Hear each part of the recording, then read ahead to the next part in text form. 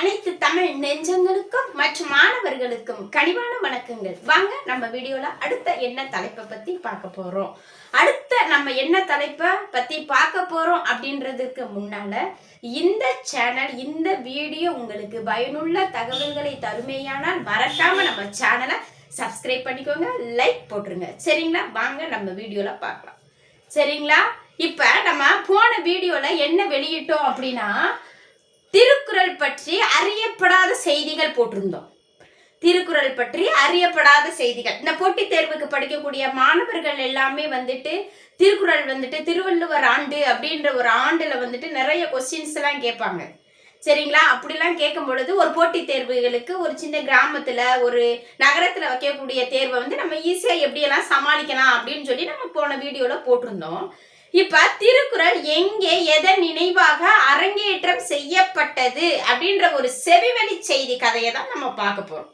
சரிங்களா? அதாவது நம்ம திருக்குறள்னே படிச்சுக்கிட்டே போவோம். திருக்குறளுக்கு வழங்கக்கூடிய வேறு பெயர்கள் சொல்லியிருப்போம். திருக்குறள் வாழ்வுக்கு ஏற்றது, அந்த எந்த மாதிரியான வாழ்க்கையை வாழ கற்றுக் கொடுக்குது, கூடா நட்பு எது, யாருடன் சேரணும், யாருடன் சேரக்கூடாது, யாரை விருந்தோம்பலுக்கு அழைக்கணும், யார்கிட்ட பண்ணக்கூடாது அப்படின்றத எல்லா தகவலையும் தரக்கூடிய ஒரு தகவல் திருக்குறள் அப்படின்ற மாதிரி நம்ம படிச்சிருப்போம்.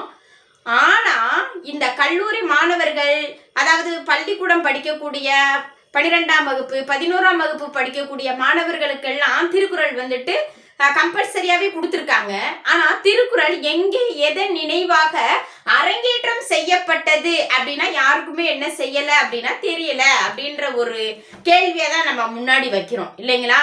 இப்ப அந்தணர் என்போர் அறவோர், அந்தணர் என்போர் அறவோர், அறத்தால் வருவதே இன்பம், அறத்தால் வருவதே இன்பம், மங்களம் என்ப மனை மாட்சி, மங்களம் என்ப மனை மாட்சி, நன்றி மறப்பது நன்றன்று, ஆற்றுவார் ஆற்றல் பசி ஆற்றல், ஆற்றுவார் ஆற்றல் பசி ஆற்றல், அறிவற்றம் காக்கும் கருவி, அறிவற்றம் காக்கும் கருவி, திறனறிந்து சொல்லுக சொல்லை, திறனறிந்து சொல்லுக சொல்லை, கற்க கசடர கற்பவை. இந்த மாதிரி நம்ம திருக்குறளை பல விதமா என்ன செஞ்சுக்கிட்டே போலாம் அப்படின்னா சொல்லிக்கிட்டே போகலாம். ஆனா வள்ளுவர் மாணவர்களுக்கு ஒரு அழகான குறளை எடுத்து சொன்னார். அதாவது என்ன சொன்னாரு அப்படின்னா, படிக்கக்கூடிய மாணவர்கள் திறம்பட கற்க வேண்டும், கற்ற பின் அதற்கு தகுந்தவாறு நம்ம நடந்து கொள்ள வேண்டும் அப்படின்னு அழகான ஒரு செய்தியை பதிவு பண்ணாரு. தொட்டனை தூரும் மணற்கேணி மாந்தருக்கு கற்றனை தூரும் அறிவு என்றார். தொட்டனை தூரும் அறிவு மாந்தருக்கு, தொட்டனை தூரும் அறிவு மாந்தருக்கு கற்றனை தூரும் அறிவு அப்படின்னு சொன்னார். சரியா? தொட்டனை தூரும் மணற்கேணி மாந்தருக்கு கற்றனை தூரும் அறிவு. தோண்ட தோண்ட ஒரு மணற்கேணியில் இருந்து தண்ணீர் ஊறுவதைப் போல மாணவர்கள் கற்க கற்க அறிவு பெருகும் அப்படின்ற ஒரு விளக்கத்தை அழகா அவர் என்ன செஞ்சாரு, சொல்லி வச்சார் இல்லையா?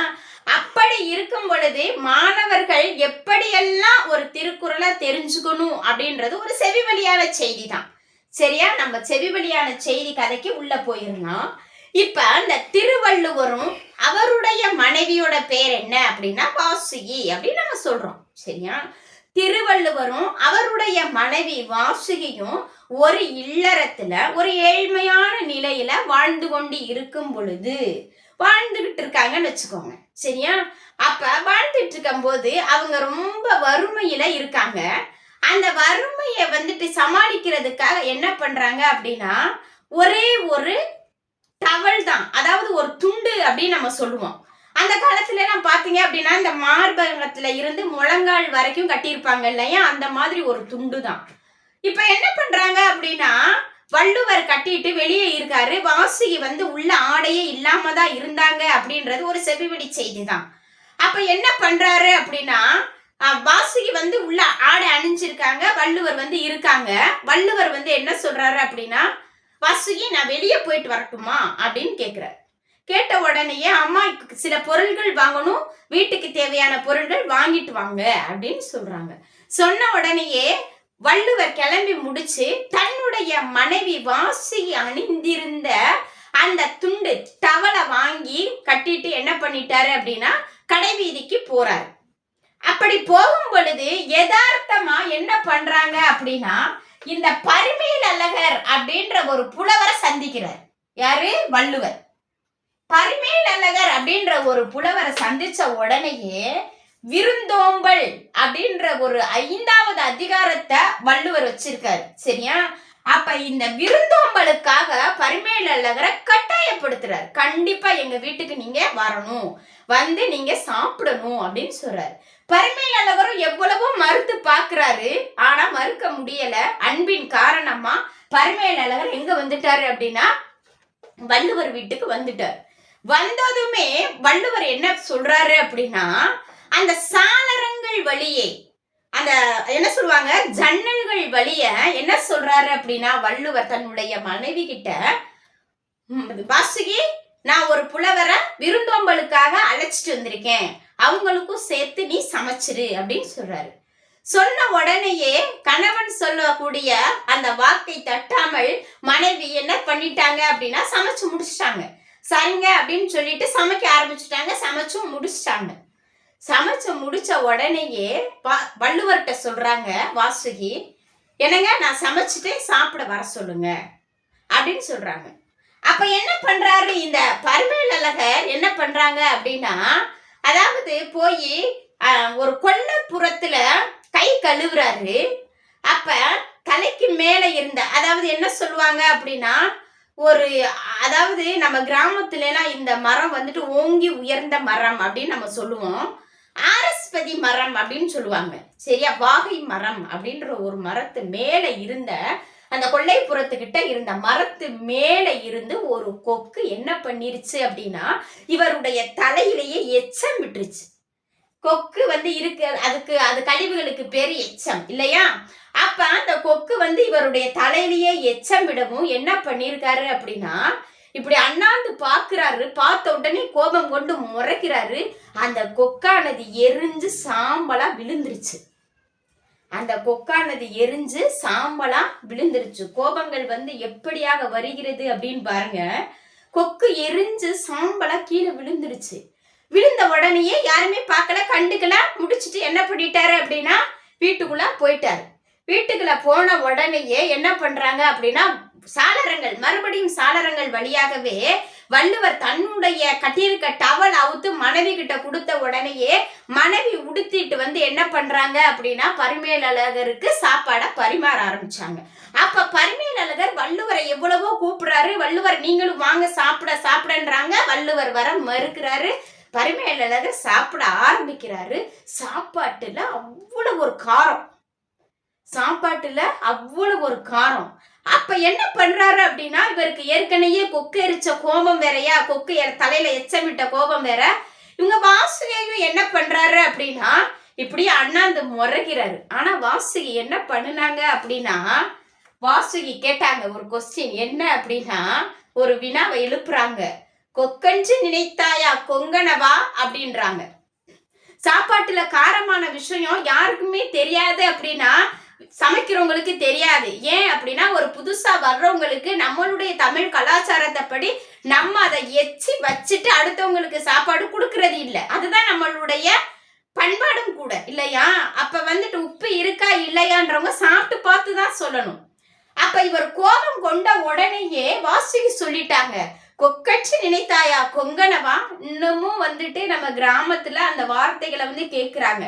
என்ன அப்படின்னா கொக்கஞ்சு நினைத்தாயா கொங்கா பயலே அப்படின்னு கேட்பாங்க இல்லையா? அந்த வார்த்தைய அவங்க வந்துட்டு முன்வைக்கிறாங்க. வச்ச உடனேயே பரிமேல் அழகருக்கு அவ்வளவு ஒரு கோபம்.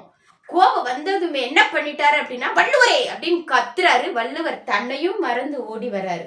ஓடி வரும்போதுதான் இவருடைய கோபம் குறைஞ்சிருச்சு. வள்ளுவரை பார்க்கிற உடனேயே இவருடைய கோபம் குறைஞ்சிருச்சு. ஆகா, இவ்வளவு ஏழ்மையான நிலையிலும் இருந்தும் கூட விருந்தோம்பல் என்ற ஒன்றை மறக்காம நமக்கு பரிமாறுவதற்காக இவருடைய இல்லற வாழ்க்கையில நம்மால ஏறி இவர்களுக்கு இவ்வளவு பெரிய சச்சரவு, இவ்வளவு பெரிய தண்டனை நம்ம கொடுக்க வேண்டுமா என கோபத்தை குறைத்து கொண்ட பரிமேலழகர் அப்பொழுதுதான் விசாரிக்கிறாரு.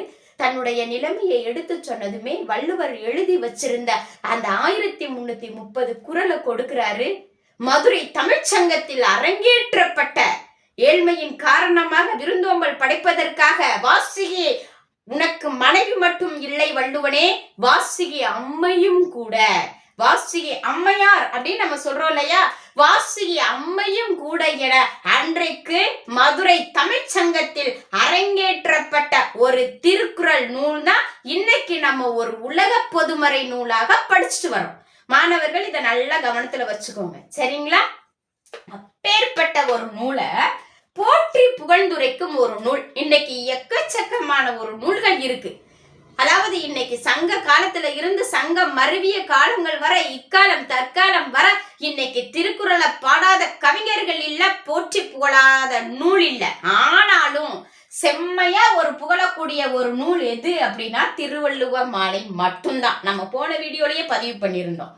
எதனால இந்த திருவள்ளுவ மாலை போற்றி புகழ்ந்துரைக்கிறது அப்படின்ற ஒரு செவிவழி செய்தி இல்ல, இது உண்மை செய்தியை சொல்றதுக்காக தான் நான் இந்த வீடியோவை உங்களுக்காக நான் வெளியிட்டு இருக்கேன், சரிங்களா?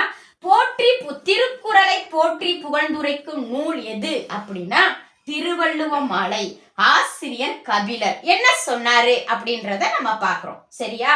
அதாவது இந்த கிராமத்துல எல்லாம் பாத்தீங்க அப்படின்னா வயல்வெளிகள் எல்லாம் பனித்துளிகள் விழுந்திருக்கும். அப்ப இரவு முழுவதும் அந்த பனித்துளிகள் விழுந்திருக்கும்.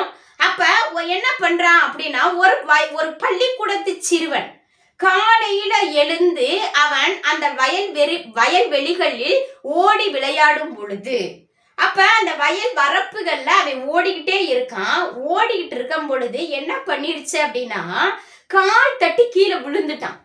கால் தட்டி கீழே விழுந்ததையுமே இப்படி குனிஞ்சு அந்த காலை பாக்குறான். அங்க நிறைய பசும்புல், சின்ன சின்ன பசும்புல்லா என்ன செஞ்சிருக்கு இருக்கு. அந்த பசும்புல்லுல குனிஞ்சு பாக்குறான். ஓங்கி உயர்ந்ததொரு நீண்டதொரு பனை மரம் அந்த பசும் புல்லு பனித்துளி மேல தெரிஞ்சுச்சான். என்ன ஒரு அதிசயமான ஒரு அழகான வியப்பான ஒரு செய்தியை சொல்லியிருக்காங்க பாருங்களே.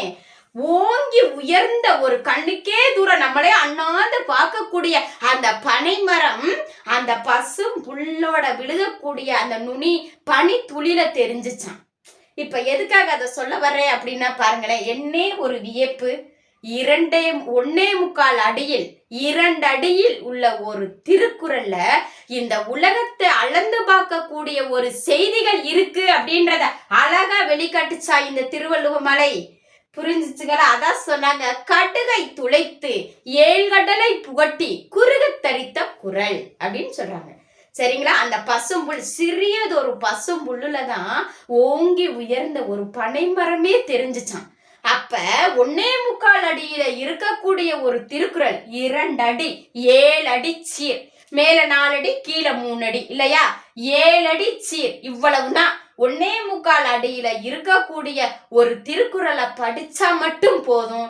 இந்த உலகத்துல எப்படி வாழணும், எப்படி வாழக்கூடாது, யாருடன் சேரணும், யாருடன் சேரக்கூடாது, யாருக்கு தண்டனை கொடுக்கணும், யாருக்கு கொடுக்க கூடாது, கொடுக்கணும்னு நினைச்சேன்னா அப்பவே கொடு, இல்லைன்னா கொடுக்காம விட்டுட்டு விளைவிக்க. எப்பொருள் யார் யார்வாய் கேட்பினும் அப்பொருள் மெய்ப்பொருள் காண்பதறிவு. எந்த பொருளை பற்றி யார் யார் என்னெல்லாம் சொல்லிட்டு போறாங்களோ, உன் அறிவுக்கு எது சரியென படுகிறதோ அதை செய் என்று கூறக்கூடிய ஒரு குறளைத்தான் இந்த திருவள்ளுவ மாலை போற்றி புகழ்ந்துரைக்கக்கூடிய ஒரு நூலா நம்ம கபிலர் சொன்னக்கூடிய ஒரு அற்புதமான செய்தி நம்ம திருக்குறள்ல பதிவு பண்ணப்பட்டிருக்கு அப்படின்றதான் இந்த வீடியோல நம்ம பதிவு பண்ணியிருக்கோம், சரிங்களா மாணவர்களே? இந்த வீடியோ உங்களுக்கு பயனுள்ள தகவல்களை தந்திருக்குமேயானால் மறக்காம நம்ம சேனலை சப்ஸ்கிரைப் பண்ணுங்க, லைக் பண்ணுங்க, ஷேர் பண்ணுங்க, கமெண்ட் பண்ணுங்க. நன்றி, வணக்கம்.